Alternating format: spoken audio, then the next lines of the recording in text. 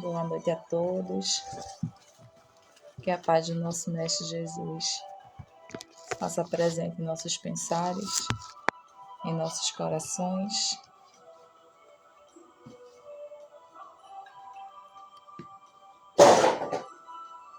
Erros de gravação.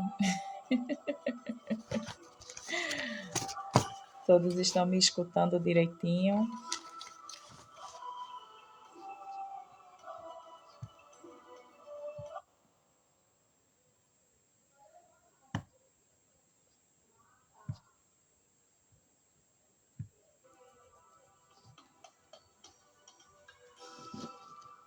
Obrigada, muito obrigada pelo carinho de sempre. Que Deus nos abençoe, né? Mais uma noite de estudos, em mais um momento de união, de paz, de fraternidade. Que possamos, juntos, né, unidos em um só pensamento, de mais aprendermos, de mais entendermos o Evangelho de Jesus, para que a gente possa vivenciar esse Evangelho nos nossos dia a dia. E vamos elevar nosso pensamento ao alto, rogando a Deus, nosso Pai amado, a Jesus, o nosso irmão maior, a Maria, nossa mãe espiritual, a todos os irmãos trabalhadores do bem que vêm nos assistir, que vêm nos dar esses momentos de paz, de harmonia, que possamos, sempre unidos no amor ensinado pelo Cristo, estudarmos, vivenciarmos esse Evangelho de paz, de amor, de perdão, de união, de fraternidade. Que todos aqueles irmãos que são trazidos na noite de hoje, necessitados, que precisam de um consolo, de um amparo, que precisam se fortificar na sua fé, que possamos, unidos, vibrarmos o bem, sempre e para sempre. Que Deus nos abençoe, que nos fortaleça, hoje e sempre, que assim seja. Que possamos iniciar o nosso trabalho na paz, vivenciada por Jesus, ensinada, mas principalmente vivenciada. E é o de que nós andamos tão necessitados, né? É dessa paz, desses momentos de tranquilidade para os nossos espíritos. Os momentos em que nós precisamos de sossego, que a gente precisa de tranquilidade, para que possamos termos a força de encarar os nossos problemas, as nossas inquietações, os nossos medos. Precisamos sempre dessa força, dessa paz, desse consolo que o Evangelho de Jesus nos dá. E hoje, o tema, né, da noite de hoje é um tema simples, mas ao mesmo tempo tão complexo, que é falar sobre o Sermão do Monte. Onde esse sermão, né, as bem-aventuranças deixadas pelo Mestre Jesus, nos dá o roteiro, né, que é esse o tema da palestra, o roteiro da felicidade, nos dá o caminho que devemos seguir, o caminho que devemos trilhar para a felicidade. Mas nós ainda, seres materialistas que somos, né, espíritos ainda apegados a esta matéria, quando a gente fala em roteiro para a felicidade, a gente sempre enxerga a felicidade do mundo. A gente pensa na felicidade da terra, na felicidade humana. A gente não consegue ainda, devido à nossa pequenez, devido ainda à nossa ignorância, devido ainda a estarmos em um patamar da evolução, onde estamos mais presos à matéria do que ao espírito, a gente sempre enxerga como se nós não tivéssemos mais vidas além da vida material. E aí, ao invés da gente buscar a felicidade, de buscar a paz, de buscar a evolução do espírito, a gente busca a felicidade da matéria, a felicidade do mundo. A gente busca o sossego do mundo. Só que somos espíritos imortais. Nós já temos um pouquinho do conhecimento de que estamos aqui momentaneamente. Aqui que eu falo, nessa terra como nós a conhecemos. O Espiritismo, essa doutrina tão consoladora, tão reveladora da verdade, nos mostra, por A mais B, que somos imortais, que estamos nesse mundo devido às nossas condições de evolução. E que quando nós começarmos a alcançar um patamar maior de evolução, nosso mundo também irá evoluir, nós também iremos evoluir, e dessa forma estaremos aqui no mundo, porém estaremos com caracteres, né, da matéria diferente. Teremos uma matéria mais elaborada, não como nós a conhecemos hoje. Então, quando eu digo que estamos aqui neste mundo de passagem pela forma como nós conhecemos esse planeta Terra. Sabemos que o planeta está passando por várias mudanças. O planeta está no seu tempo de evolução. E nós? Será que nós estamos caminhando junto ao planeta para a evolução?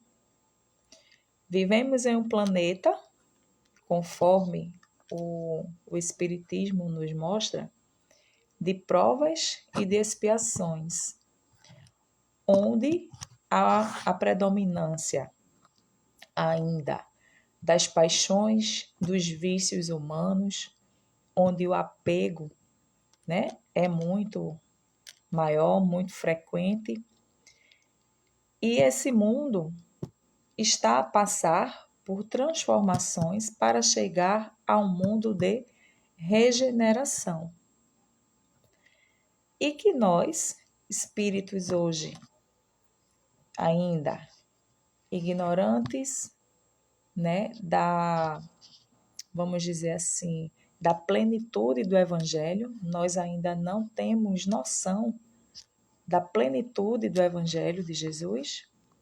Nós ainda somos espíritos egoístas, orgulhosos, cheios de vícios e que precisamos buscar a nossa evolução para que possamos acompanhar o planeta nessa sua transformação, para que tenhamos condições de habitarmos o planeta Terra quando ele estiver no patamar de um planeta de regeneração, onde ainda vai existir as paixões, os vícios, as ervas daninhas do ser humano.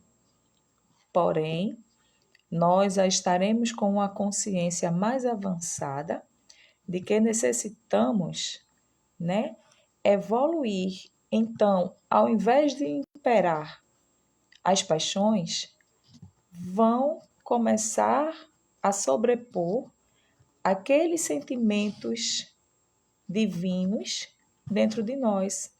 Nós vamos começar a fazer com que a centelha divina, o código moral divino que temos na nossa consciência, se transforme, né, e venha à tona nas nossas ações.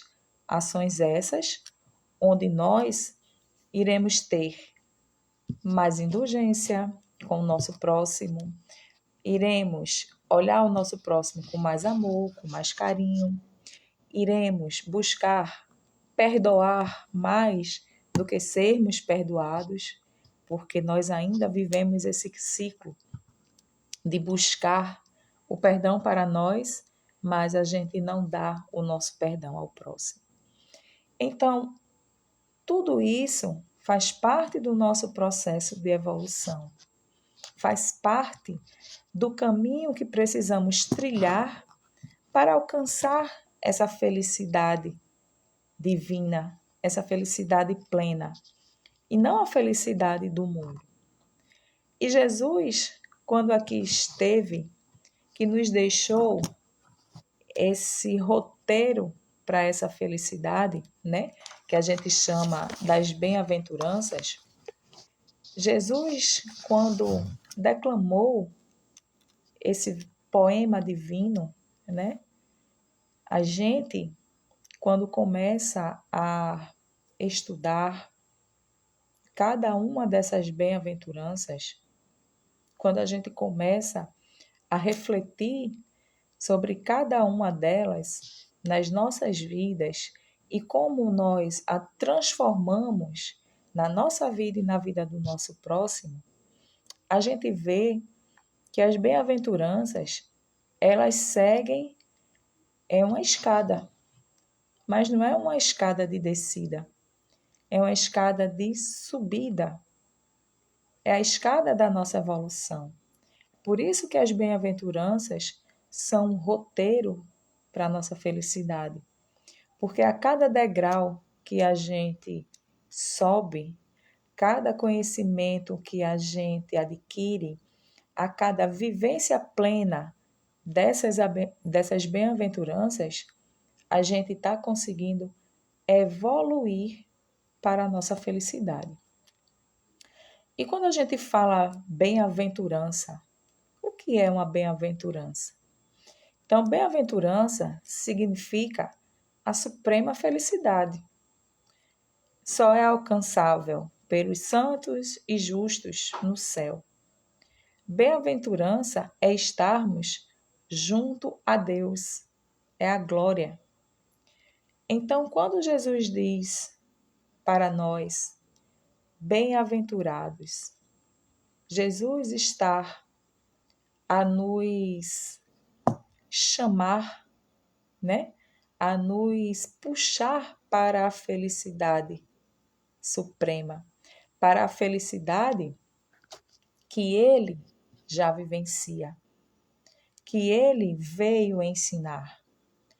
E quando Jesus fala da primeira bem-aventurança, que pelas minhas buscas aqui são 9, Jesus diz: bem-aventurados os pobres em espírito, porque deles é o reino dos céus. Bem-aventurados os pobres em espíritos, porque deles é o reino dos céus. Quando a gente escuta muito, né, essa bem-aventurança. Quando a gente fala dessa bem-aventurança, a gente automaticamente pensa em humildade. Eu já escutei algumas pessoas falarem que essa questão de ser um pobre de espírito são aquelas pessoas que ainda têm o coração ruim. Eu escutei essa frase uma vez. Ah, aqueles que têm o coração ruim. Mas quando Jesus fala que o bem-aventurado é um pobre, é aquele pobre em espírito, ele nos chama a atenção, nos convida a vivenciarmos a humildade no seu mais alto grau. Não aquela humildade em que a gente, mais das vezes, recebe um elogio, aí dá uma de coitadinho, não, mas eu não sou isso tudo, não. Mas lá dentro, no nosso íntimo, a gente está se vangloriando, né? Se envaidecendo pelo elogio recebido. Quando Jesus nos convida a essa humildade, né, infinita, é a humildade de nós termos plena consciência de quem somos. É a humildade de sermos quem somos, de nos aceitarmos como realmente somos. Não a falsa humildade que a gente mais das vezes se reveste, falando manso, usando roupas mais das vezes rasgadas, desgastadas, para que aquelas pessoas que nos observem, né, tenham falem a velha frase, mas fulano é tão bonzinho, tão humilde. Não é essa humildade. Mas às vezes podemos morar no palacete, termos os nossos bolsos cheios de dinheiro, termos o nosso corpo coberto de joias e ainda assim nos conservarmos humildes. E também podemos não termos nem o pão de cada dia e conservarmos dentro de nós o orgulho e a vaidade. Não é as vestes, não é o timbre de voz que faz com que sejamos humildes, mas sim as nossas ações, os nossos pensamentos. É isso que realmente define o quão humildes somos. É a gente encarar que somos imperfeitos. É nós entendermos a nossa necessidade enquanto espíritos e nos fazermos humildes diante do nosso próximo. É nós sabermos o momento em que devemos agir pelo nosso próximo sem humilhá-lo. Mas das vezes a gente se reveste de uma falsa modéstia para ajudar o outro e a gente termina humilhando. E não é isso que Jesus nos ensina. Jesus, quando aqui esteve, Jesus tinha pleno conhecimento de cada um que estava ao seu redor. Conhecia o íntimo de cada um. E em nenhum momento Jesus julgou, Jesus questionou ou expôs a fraqueza daqueles que o cercavam. Pelo contrário, Jesus, na sua humildade verdadeira, pois ele tinha plena consciência de quem ele era naquele instante, o Filho de Deus que veio à Terra exemplificar as leis divinas. E quando aqui esteve, Jesus não acusou, não apontou o dedo. Ele ensinou o caminho que cada um daqueles que viviam em pecado deveria seguir. Ele não disse, não impôs a sua vontade, você tem que ser assim. Ele mostrou o caminho e cada um seguia se quisesse, porque temos o nosso livre-arbítrio de seguirmos ou não os ensinamentos de Jesus. E quando Jesus nos diz, bem-aventurados os pobres de espíritos, porque deles é o reino de Deus, é porque quando nós começamos a adquirir esse patamar de humildade, esse patamar de enxergar o nosso próximo com os olhos do amor, de enxergar no outro a nós mesmos, nós começamos a entender o Evangelho de Jesus e começamos a merecer o reino de Deus. Nós começamos a ter um pouquinho dessa felicidade suprema, dessa bem-aventurança. Quando a gente começa a trabalhar a humildade em nós mesmos, não a humildade falsa, não aquela humildade que humilha o outro, que na frente são só sorrisos, mas que por trás é apenas uma roupagem para a sociedade, para o exterior. No nosso íntimo, nós não estamos fazendo aquilo, agindo de uma maneira verdadeira. A segunda bem-aventurança diz assim: bem-aventurados os mansos, porque possuirão a terra. Quando Jesus fala da primeira, ele diz que os pobres de espírito terão o reino de Deus. E na segunda, ele diz que os mansos possuirão a terra. Ele não diz que é um outro mundo, ele não diz que é a glória de Deus, né? Ele diz que possuiremos a terra se formos mansos.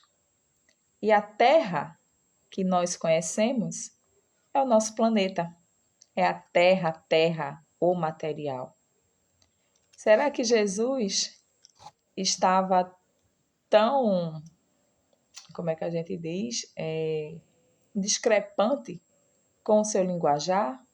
Como é que primeiro ele fala do reino de Deus e depois diz que os mansos herdarão a terra? Quando Jesus fala, bem-aventurados os mansos, Jesus fala sobre a tolerância, sobre a doçura, sobre a indulgência com o nosso próximo. Jesus não quer dizer que nós temos que ser, como a gente fala, né, no dia a dia, fracos, não termos opinião, de sermos criaturas. Água me leva, água me traz. Não é assim que a gente costuma falar? Quando Jesus diz que os mansos herdarão a terra,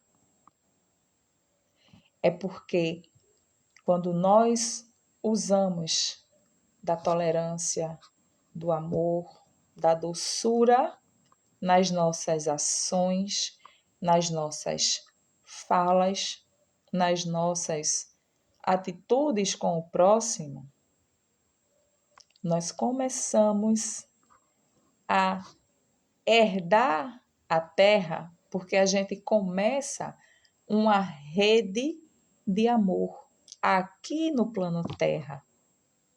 Por isso que os mansos herdarão a terra, porque nós seremos aqueles soldados do Evangelho de Jesus, levando o amor aonde quer que estejamos. Ah, mas a gente vive num mundo tão... É o nosso linguajar, né?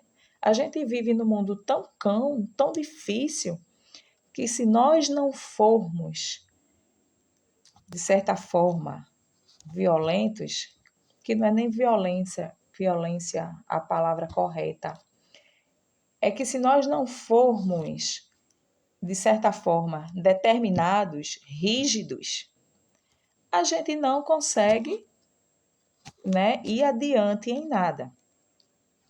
E eu discordo muito disso. Eu já ouvi muitas vezes, você é muito tranquila, você é calma, você... Não, não sou. Não sou tranquila, não sou calma. Eu, como minha mãe diz, pise no calo dela para você ver. Mas quando eu digo assim que a gente precisa de mansidão, que a gente precisa ter a espera do momento certo de falar, de agir, é para que a gente possa trabalhar essa mansuetude em nós. Ah, Michele, mas você é assim com tudo. O mundo está pegando fogo e parece que você... Não, é só aparência. Por dentro existe a preocupação, existe a inquietação, ser humano que somos. Mas quando a gente começa a trabalhar os nossos pensares no sentido de que, como diz, né, as escrituras, que Jesus nos diz que não cai uma folha seca que não seja da vontade do Pai, então tudo nas nossas vidas acontece com a permissão do nosso Pai amado. Nós, espíritos, livre-arbítrio que temos, somos os agentes das ações, somos, mas tudo com a permissão de Deus. Então, quando a gente começa a usar dessa mansidão, dessa doçura, quando a gente começa a tratar o nosso próximo com mais carinho, com mais harmonia, com mais amor, a gente consegue transformar o outro, a gente consegue transformar a situação, a gente consegue transformar as pessoas ao nosso redor através desse amor. Sempre a gente vai conseguir isso? Não, porque somos espíritos ainda vacilantes. Nós ainda não temos essa segurança 100%. Mas qual de nós nunca passou por uma situação em que recebemos, vamos dizer assim, a ignorância? Eu, às vezes, faço muito isso no trabalho. Quem trabalha em indústria sabe que é um ritmo corrido, é um ritmo pesado. Em sua maioria, a gente trabalha com homens e tem muito essa coisa assim que a mulher, graças a Deus, isso está mudando, né? A gente vem evoluindo, mas ainda impera muito aquela coisa de que mulher tem que estar no fogão, que mulher não pode entender de mecânica, que mulher não pode dar uma opinião, né, que vá engrandecer, é só para falar besteira, mais ou menos assim. Mas muitas vezes no trabalho, quando a gente recebe a palavra, o tratamento da ignorância, da rigidez, né? Da brutalidade. E aí, quando alguém vem com 4 pedras na mão, façam o teste. Eu faço isso direto. escuto, aí a vontade é de revidar, né? No mesmo tom.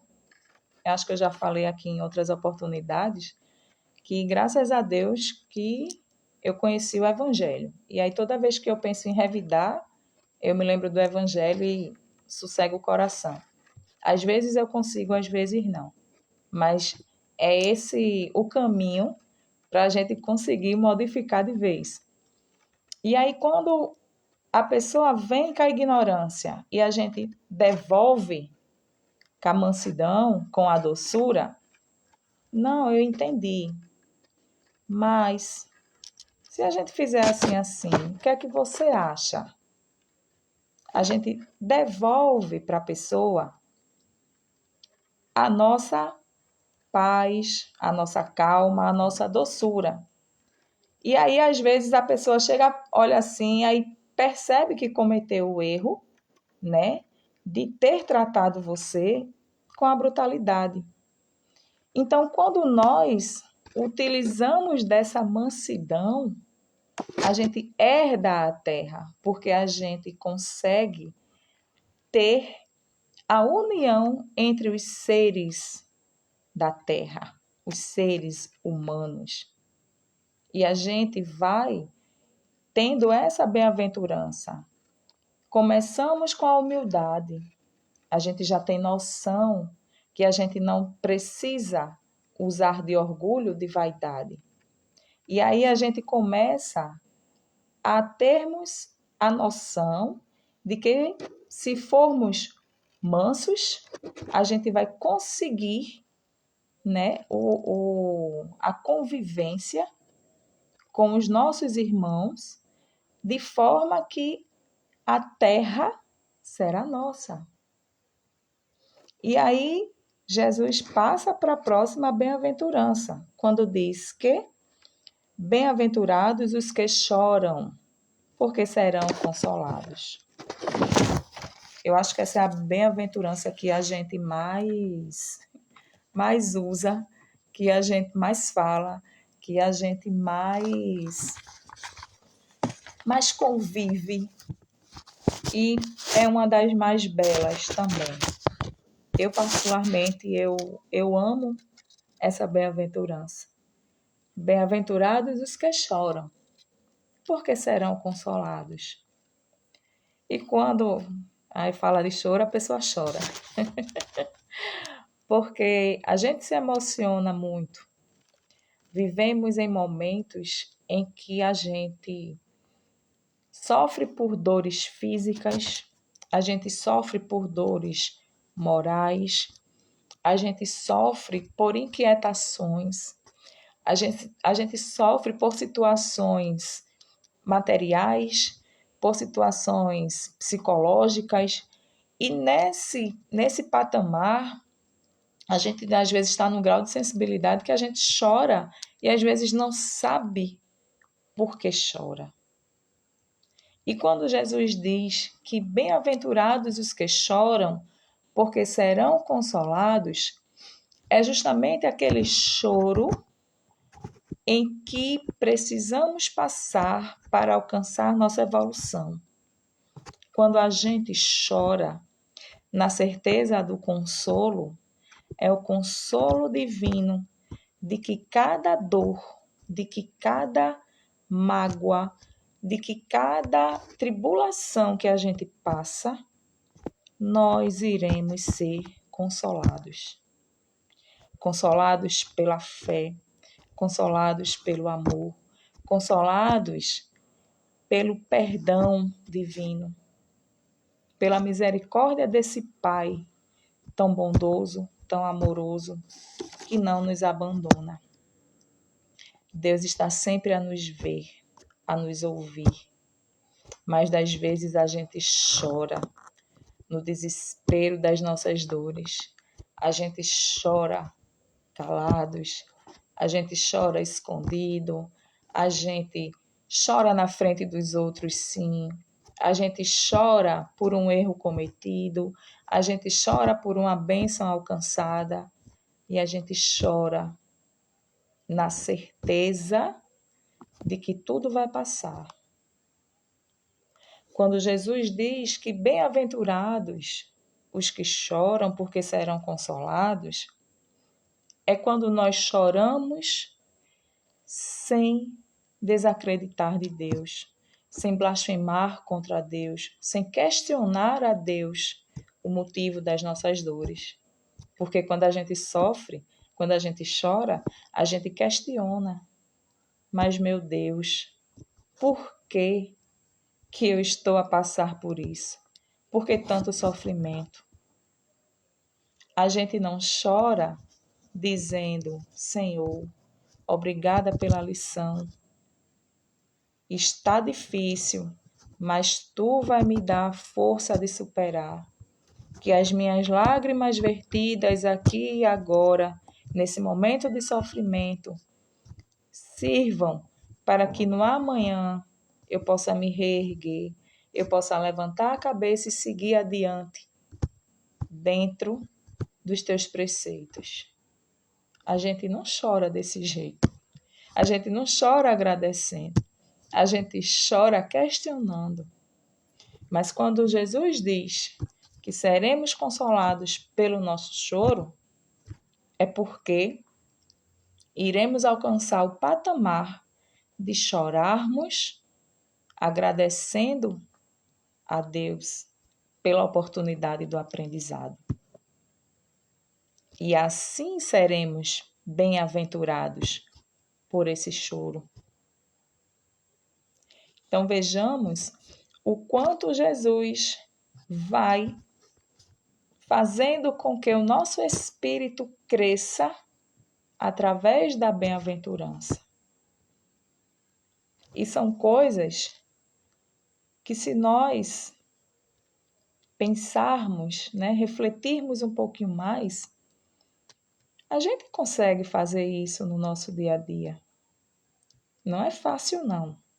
É difícil. Mas a gente consegue fazer. A gente consegue, pelo menos, caminhar nas primeiras bem-aventuranças. Usarmos da humildade, usarmos da mansidão, usarmos do choro de uma forma benéfica, de uma forma onde nós iremos passar pela dor da transformação. Então, todos nós que aqui estamos nesse plano, choraremos, independente de quem esteja num grau mais evoluído ou não. O próprio mestre verteu lágrimas quando aqui passou,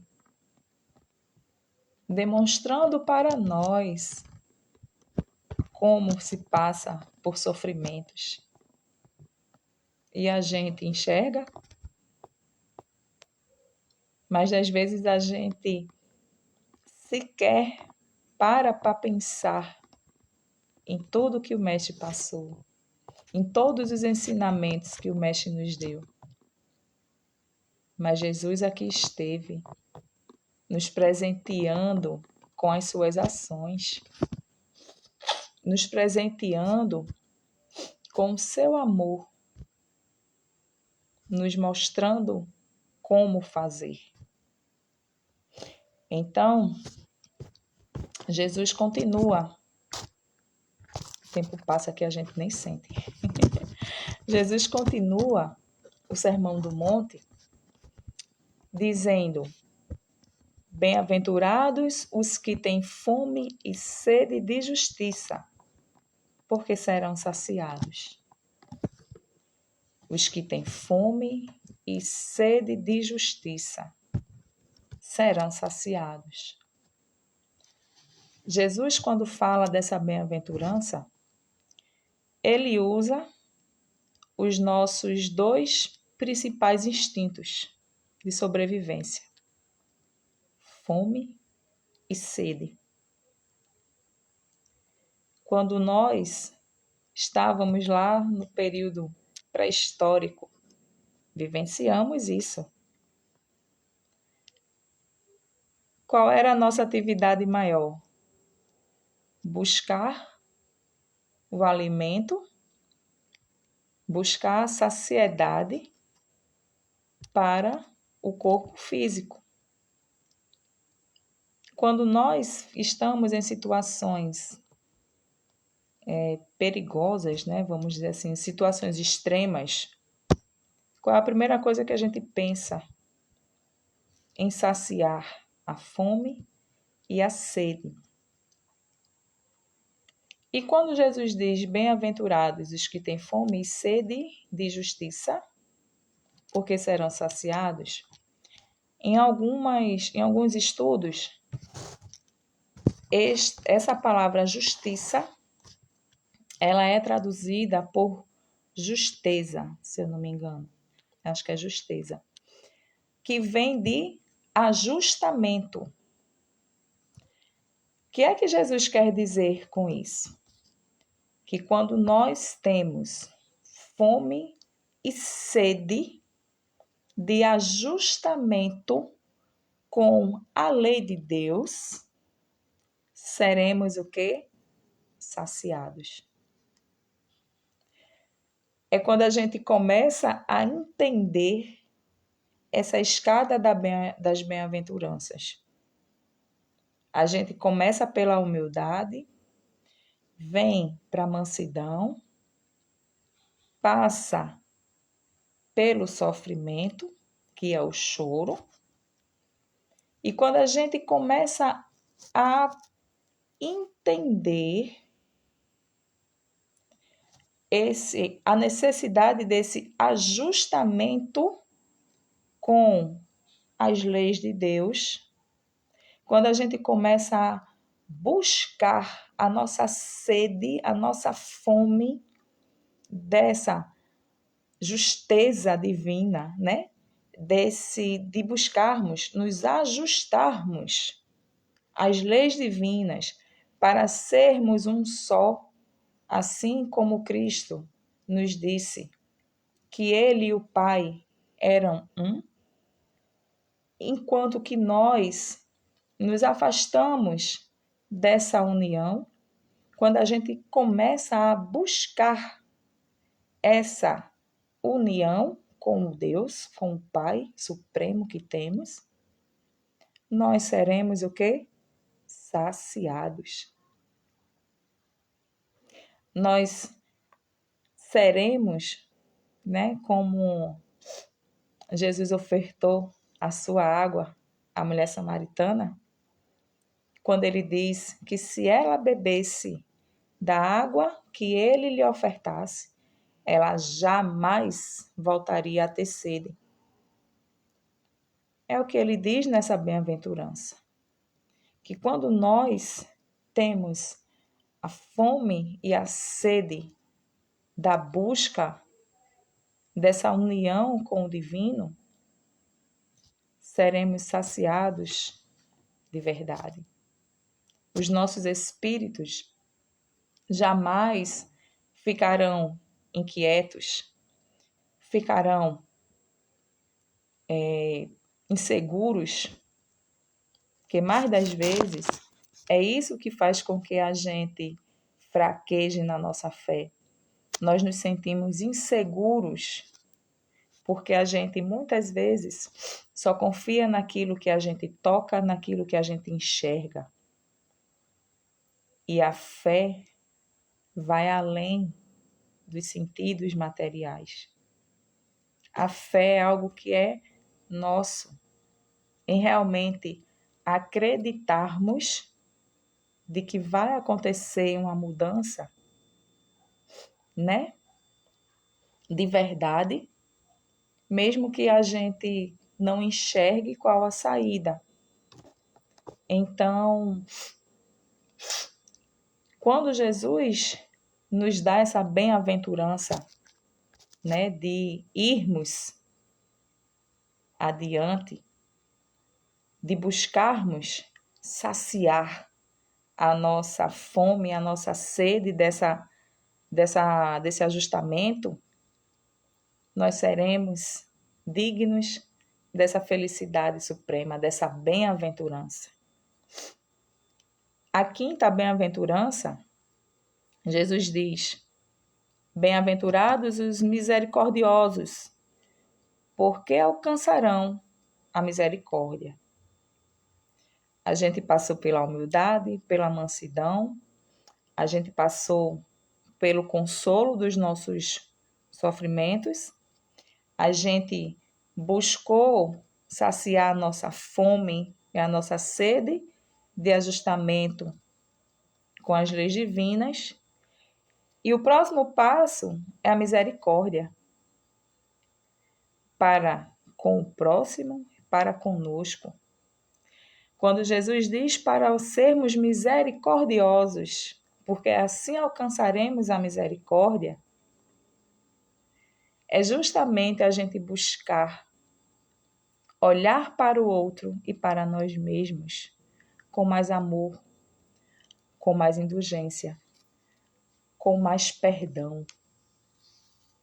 Nós temos uma dificuldade enorme em perdoarmos, em sermos misericordiosos com os outros, com a gente. E Jesus nos diz que é necessário usarmos do perdão, não 7 vezes, 70 vezes 7 para cada ofensa. Então, quando nós não nos incomodarmos mais com as ofensas, quando nós deixarmos de sermos tão melindres pelas atitudes, pelas palavras do outro e vivenciarmos essa misericórdia quando o outro nos ferir por palavras, nos ferir por ações, quando a gente começar a receber as ofensas e devolvermos o perdão, a misericórdia, alcançaremos a bem-aventurança. Nós já estaremos no 5º degrau da evolução, no 5º degrau da nossa felicidade. A 6ª bem-aventurança, Jesus diz: bem-aventurados os puros de coração, porque verão a Deus. Veja o quanto a gente evoluiu para quando chegar na 6ª bem-aventurança, onde teremos o coração puro para enxergarmos a face de Deus. Não que Deus tenha essa forma humana. Ainda não nos é dado compreender a plenitude de Deus.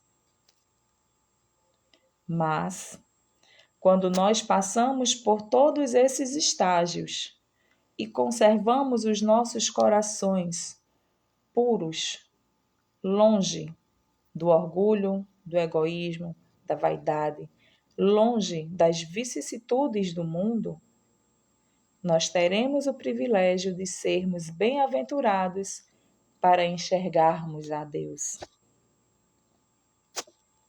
Na 7ª, na 7ª bem-aventurança, Jesus diz: bem-aventurados os que promovem a paz, porque serão chamados filhos de Deus. Revisando: humildade, mansidão, são tantos que a gente vai esquecer. Humildade e mansidão, consolo do nosso choro, fome, de justiça, misericórdia, coração puro, promovermos a paz, porque seremos chamados filhos de Deus. Quando Jesus diz promovermos a paz, Jesus nos convida a sermos pacificadores. Existe essa diferença entre sermos pacíficos e sermos pacificadores. Pacíficos é a condição que nós adquirimos de paz em nós mesmos. Pacificadores é a condição que nós estamos em levar a paz aonde quer que estejamos. Pacificar algo ou alguém vem de dentro para fora. É quando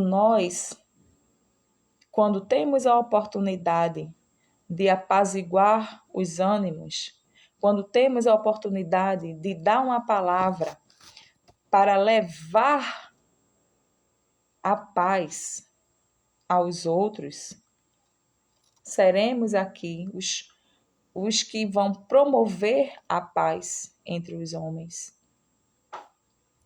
E seremos o que? Chamados de filhos de Deus. Assim como o Mestre foi o maior pacificador que já pisou neste mundo, seguido por muitos outros espíritos evoluídos que pisaram aqui no plano Terra. Mas a evolução no seu grau maior foi vivenciada, exemplificada por Jesus. Então, Jesus foi esse grande pacificador. Ele promoveu a paz onde esteve, por onde andou. Jesus jamais agiu ou falou de forma, como a gente diz, a colocar lenha na fogueira, a incitar a violência, a incitar aqueles homens brutos a usarem de violência para com seu próximo. Pelo contrário, Jesus, com o seu progresso, com a sua evolução, onde quer que ele esteve, ele falou da paz, do amor. Ele vivenciou no mais alto grau esses sentimentos. Ele transformou o sentimento em ações, amando, perdoando, aquietando aqueles que ainda usavam de brutalidade. A 8ª bem-aventurança diz: bem-aventurados os que sofrem perseguição por amor da justiça, porque deles é o reino dos céus. Quando Jesus diz que os que sofrem a perseguição por amor à justiça, deles serão o reino dos céus, a gente para e reflete sobre o próprio Jesus. Jesus, quando aqui esteve, vivenciou todos esses estágios da bem-aventurança. E justamente por Jesus buscar a justiça, por Jesus vivenciar o caminho correto, o caminho dessa paz, o caminho das boas ações, o caminho da retidão, Jesus sofreu perseguição. Jesus foi aquele que foi perseguido, que foi escorraçado, que foi acusado, que foi realmente xingado, insultado pelo amor à justiça, pelo amor à forma correta de trilhar os caminhos aqui no plano Terra. Mais das vezes, nós somos os acusadores dessas pessoas quando a gente diz assim: fulano só quer ser o certinho. Quem nunca disse isso? Ou quem nunca escutou isso também? Porque a gente está oscilando ainda entre julgar e sermos julgados, entre insultar e sermos insultados. Mas Jesus diz que esses que sofrem a perseguição terão o reino de Deus. E a nona bem-aventurança, para ir finalizando, diz que bem-aventurados sereis quando por minha causa vos insultarem, vos perseguirem e mentirem, e mentindo, disserem todo o mal de vós. Alegrai-vos e exultai, pois é grande nos céus a vossa recompensa. E quando a gente chega na última bem-aventurança, é impossível não lembrarmos daqueles cristãos que foram perseguidos, que foram jogados aos leões e que ainda assim continuaram amando ao Cristo, continuaram com a sua mansuetude, continuaram cantando louvores aos céus por amor a esse Deus. E a gente, pela mínima coisa, a gente desconhece a Deus, a gente já não quer mais elevar o nosso pensamento em oração. E quando eu sempre reflito sobre esses cristãos, né?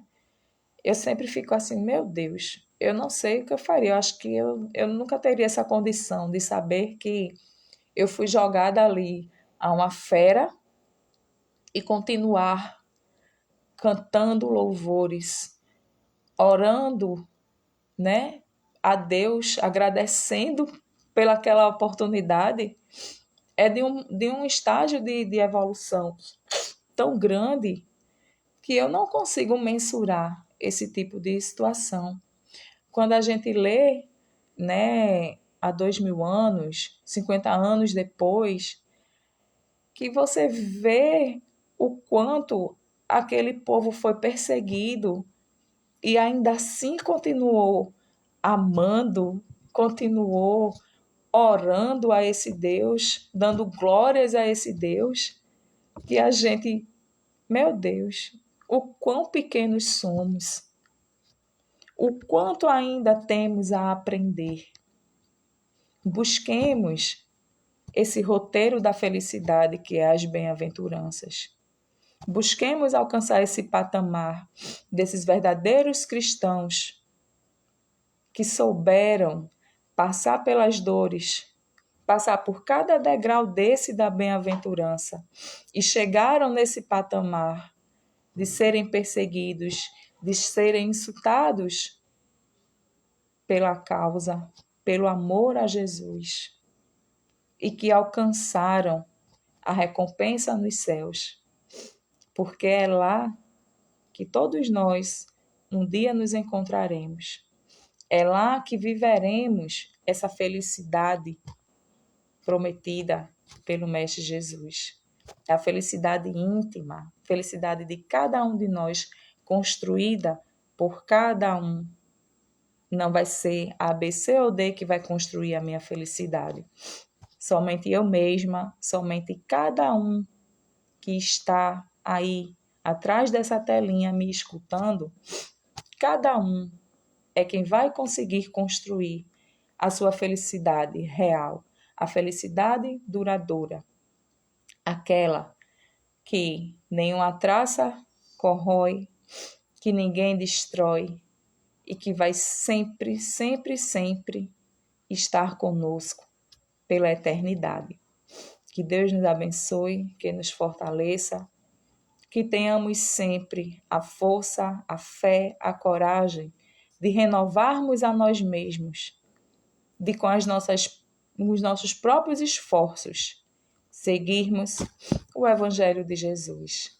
Muita paz para todos, hoje e sempre, que assim seja.